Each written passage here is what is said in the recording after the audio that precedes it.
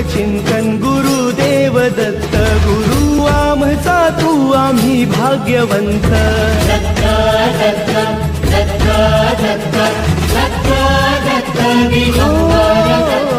अवधूत चिंतन गुरुदेव दत्त, गुरु आमचा तू आम्ही भाग्यवंत.